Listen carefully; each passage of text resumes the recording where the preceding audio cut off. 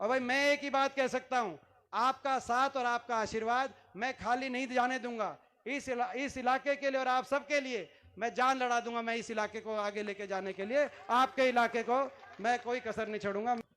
राम राम जी, ठीक हो? मैं कहना चाहता हूं कोसली के बारे में, इस पूरे इलाके के बारे में। जहां तक हरियाणा की बात है, क्योंकि अब चुनावी वर्ष के अंदर हम आ चुके हैं। राजस्थान में, छत्तीसगढ़, मध्य प्रदेश, तेलंगाना में चुनाव चल रहे हैं और इसके तुरंत बाद लोकसभा चुनाव है और लोकसभा चुनाव के बाद उपरांत विधानसभा चुनाव है। अगर आचार संहिता के हम समय निकाल दे, जो समय आचार संहिता में जाता है, तो इस सरकार, खट्टर सरकार हरियाणा में 6.5 महीने का कार्यकाल इस सरकार का बिना आचार संहिता के शेष बचा है। तो जब 6-6.5 महीने की बात आ जाए तो उस प्रदेश सरकार के कार्यकाल को देखने का, समझ का और सोच के फैसला करने का काम जनता का, तो आज वो समय है, वो समय चल रहा है जब आप सोच विचार के फैसला करो। इस सरकार ने हरियाणा में क्या परिस्थिति बनाई, पहले मैं उस पर आना चाहता हूं। जो प्रदेश, हरियाणा प्रदेश देश में विकास में, देश में अग्रणी राज्यों में हुआ करता था।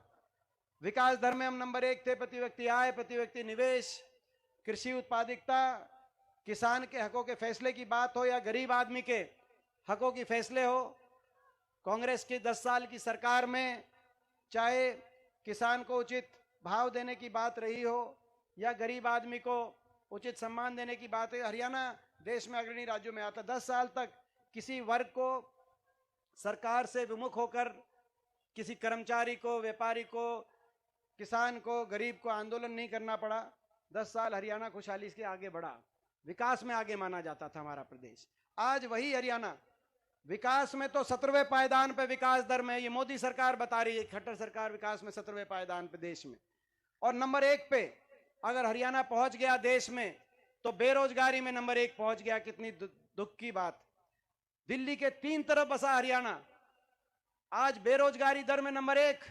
और ये हम नहीं बता रहे, ये भी भाजपा की केंद्र की सरकार बता रही है। इस संसद के सत्र में जब सवाल पूछा गया कि कौन से प्रदेश में सबसे ज्यादा बेरोजगारी है, तो श्रम कल्याण मंत्री ने, जो श्रम और रोजगार मंत्री हैं, उन्होंने जवाब दिया कि सबसे ज्यादा बेरोजगारी हरियाणा में, और हरियाणा में भी बेरोजगारी 2014 के मुकाबले में 4 गुना हरियाणा में बेरोजगारी बढ़ी है। ये भारत सरकार ने दिल्ली में बताया।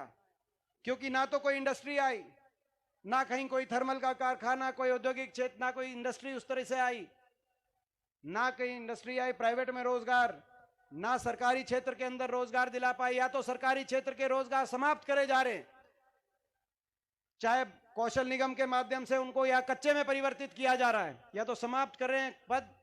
बड़े बड़े उद्योगपति घरानों के हवाले देश की बड़ी बड़ी संपत्ति की जा रही है आपके सामने, अदानी जैसे समूहों के नाम हवाले, चाहे पोर्ट, एयरपोर्ट, रेलवे। और अगर बची खुची जो नौकरियां हैं उनको कच्चे में बदल रहे हैं, चाहे हरियाणा कौशल निगम के माध्यम से, चाहे अग्निवीर, अग्निपथ के माध्यम से। मैं सरकार से कहना चाहता हूं, ये वो हरियाणा है।